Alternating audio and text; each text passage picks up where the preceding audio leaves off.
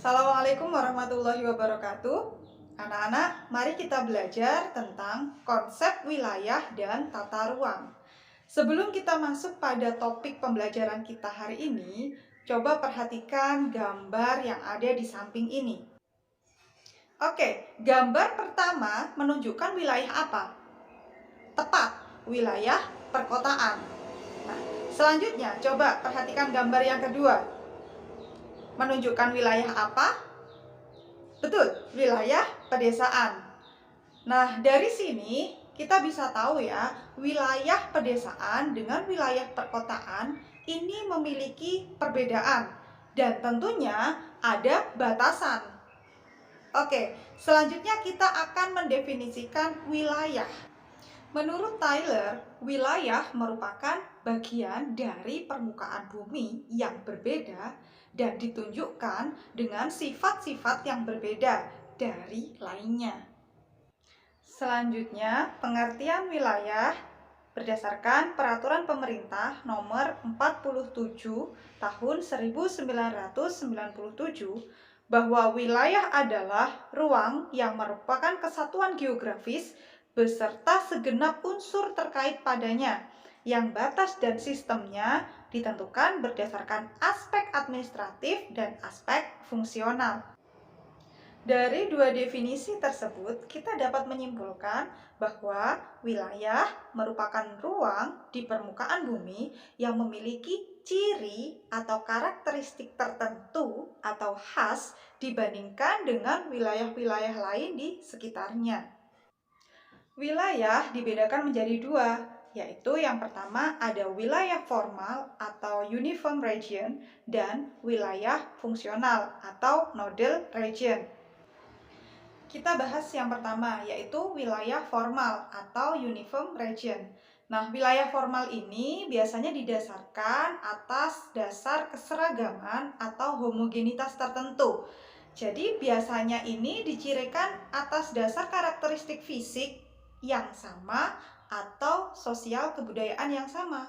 Nah, dicontohkan wilayah pertanian.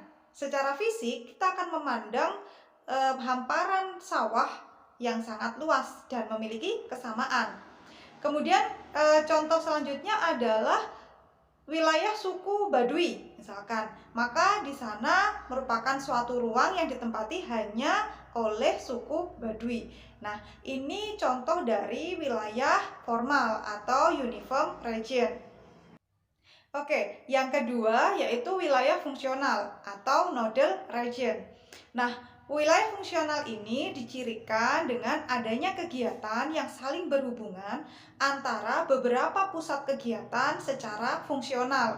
Biasanya wilayah fungsional ini dicirikan dengan tanda bahwa suatu ruang tersebut memiliki fungsi tertentu.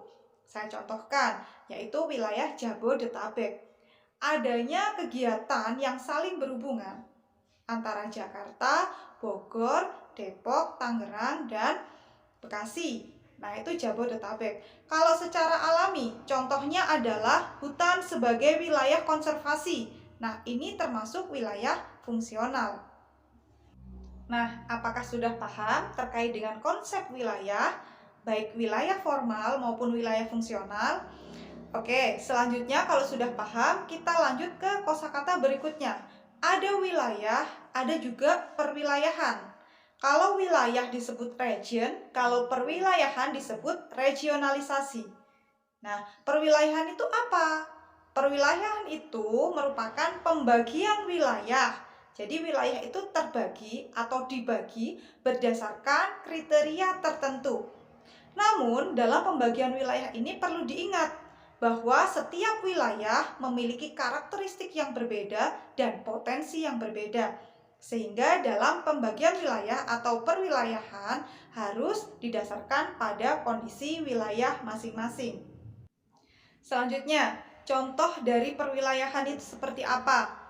Yang pertama contohnya, berdasarkan karakteristik fisik atau secara alamiah, yaitu wilayah terbagi atas wilayah pertanian, wilayah hutan, dan wilayah yang lain secara fisik.